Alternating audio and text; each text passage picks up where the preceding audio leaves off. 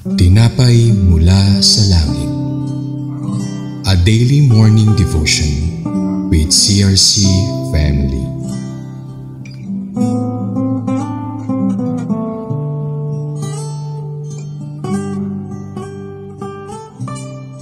Isang mapagpalang umaga mga kapatid. Ako po si Sister Luz Nepomuceno ng CRC San Pedro Daughter Church. Samahan niyo ako sa ating programang Tinapay Mula sa Langit, ang pang-araw-araw nating debosyon sa salita ng Diyos. Ang ating mensahe sa araw na ito ay matatagpuan natin sa Aklat ng Bilang, Chapter 1, verse 40 and 41. The tribe of Asher, 41,500 available soldiers. Ngunit bago tayo magpatuloy, samahan niyo muna ako sa maikling panalangin. Lord, salamat sa umagang ito. Muli umimi po kami ng gabay mula sa iyo sa aming pag-aaral ng iyong salita. Bigyan mo nawa kami ng karunungan na nanggagaling sa iyo upang lubos naming maunawaan ang ipahatid mong mensahe sa araw na ito. Nawa pagpalain mo ang bawat nakikinig sa iyong mensahe sa araw na ito. Ito ang aming samot dalangin sa pangalan mo, Jesus. Amen.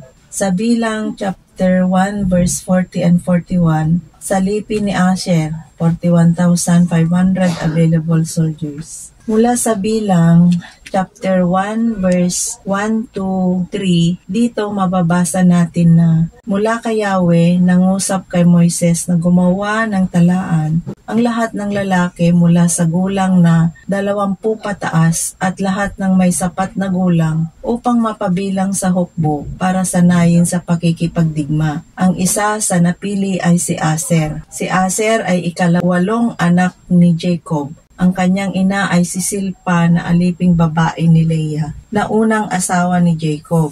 Sa pangunguna ng tribo ni Aser ay may 41,500 sundalo na naitala sa sensus ng bayang Israel.